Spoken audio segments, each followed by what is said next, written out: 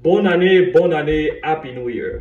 Je suis de retour sur la plateforme. Je viens par ce message commencer par vous souhaiter mes vœux les meilleurs. Et si vous avez remarqué, mes vidéos des vœux les meilleurs, je les fais toujours au mois de février. Parce que je pense que le mois de février, c'est le meilleur mois de prendre des décisions. Pourquoi je le dis? En janvier, c'est la nouvelle année, c'est une culture, c'est une coutume pour les gens de prendre des décisions. Mais les statistiques montrent que plus de 80% des personnes qui prennent des décisions au début d'année ne les terminent jamais. Pourquoi? Parce qu'en début d'année, on prend des décisions avec des émotions. Vous allez remarquer, si tu dis à quelqu'un en début d'année, bonne année, santé de fer, prospérité, voyage, mariage, la personne reçoit ça, oh merci beaucoup, que Dieu te bénisse, qu'il fasse de même dans ta vie. Et on voit ce genre de messages qui sont des longs messages que quelqu'un lui-même n'a même pas écrit, peut-être qu'il ne pense même pas ça de toi, il a juste transféré un message qu'il a reçu, et parce que c'est une culture. Mais quand je te souhaite une bonne année ou encore je te parle en février, tu reçois cela avec la raison. Pourquoi tu reçois cela avec la raison? Parce que tu te rends compte qu'en réalité, 2024 et 2025, il n'y a aucune différence. La seule différence entre 2024 et 2025, c'est que 2024 se termine par un 4 et 2025 se termine par un 5. Les mêmes cailloux sont toujours aux mêmes places. Si tu n'avais pas d'emploi, tu n'as toujours pas d'emploi. Si tu hésitais à te lancer dans quelque chose, tu es toujours dans l'hésitation. Et donc, en réalité, 2025 ne sera pas une bonne année par une déclaration seulement que les gens t'ont faite. Mais 2025 sera une année meilleure si toi, tu deviens une personne meilleure. Parce qu'en réalité, ta vie ne change pas parce que l'année a changé, mais ta vie change parce que ta mentalité a changé. Parce que tu as pris des décisions différentes que tu n'avais pas fait l'année passée. Je vais prendre mon exemple. Cette année, par exemple, j'ai décidé de m'inscrire dans une salle de gym. C'est vrai que depuis que je suis ici, je faisais du sport, mais je ne m'étais jamais inscrit dans une salle de gym. Donc, je faisais le sport ici et là, une fois en passant, pour garder la forme. Mais j'ai décidé cette année de prendre un peu ma santé un peu plus au sérieux. Et depuis que je suis à cette salle de gym, je suis consistant. J'y vais et vous allez remarquer quelque chose. Quand tu es consistant dans une chose, tu seras consistant dans plusieurs choses. Parce que la manière que tu fais une chose, c'est la manière que tu fais toute chose. Et donc, j'ai pris cette décision et j'ai aussi décidé de prendre ma santé un peu plus au sérieux. Vendredi qui arrive là, le 7, j'irai chez le docteur pour faire une visite médicale. Vous vous rendez compte, ça fait 9 ans que je suis aux États-Unis. Je n'ai jamais fait une visite médicale. Et pourtant, j'ai l'assurance qui paye, qui prend en charge les frais, n'est-ce pas, de ce genre de visite. Mais parce que je n'ai jamais décidé, je n'ai jamais été sérieux sur cela.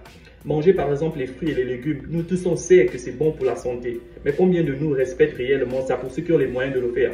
Cette année, j'ai décidé de le faire. Et ici, mon objectif n'est pas de vous donner ce que moi j'ai décidé de faire cette année.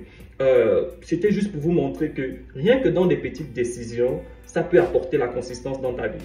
Tu n'as pas besoin d'aller dans une salle de gym. Tu peux commencer à courir 3 fois par semaine. Et tu restes consistant. Pour ceux qui sont spirituels, tu peux commencer à te dire, je vais essayer de lire la Bible au moins 10 minutes chaque jour. Je vais essayer de prier 10 minutes chaque jour. Prends des décisions que tu sais que tu peux accomplir sur le court et sur le long terme. Et ça va t'aider à accomplir des grandes décisions. Parce que la manière que tu fais une chose, c'est la manière que tu fais toute chose. Donc, je suis ici pour te dire que 2025 ne va pas changer parce que tu as crié bonne année ou encore parce que quelqu'un t'a envoyé un message que ton année soit prospère, etc. Mais 2025 va changer par les décisions que tu vas prendre. Quelles sont les décisions que tu n'as pas prises en 2024 que cette année tu vas décider de prendre? C'est ce qui va faire la différence. Lance-toi, n'hésite pas. Et je suis en train d'apprendre quelque chose sur la peur. La peur, c'est quelque chose qui nous limite mais qui n'existe même pas. Ce sont des imaginations que nous-mêmes on se crée dans la tête. Donc cette année, 2025, va changer si tu prends des décisions différentes. Fais quelque chose que tu n'as pas fait l'année passée. Lance-toi et donne-toi des objectifs. Oui, donne-toi des objectifs et essaie d'atteindre ces objectifs. Donc, bonne année. Santé, prospérité, mais surtout prenez des décisions. Aujourd'hui, on s'appuie plus sur la longévité. Quelqu'un va te dire que tu puisses avoir une longue vie, ce qui est bien. Mais très peu de personnes vont te parler sur l'efficacité. Il est mieux d'être efficace au lieu d'avoir juste une longue vie. On peut prendre l'exemple de Jésus. Jésus a vécu que 36 ans. Il y a des gens qui ont vécu 50, 100 ans, mais Jésus a impacté plus qu'eux. Donc le plus important, ce n'est pas d'abord d'avoir une longue vie. Le plus important, c'est d'être efficace avec la vie que tu as.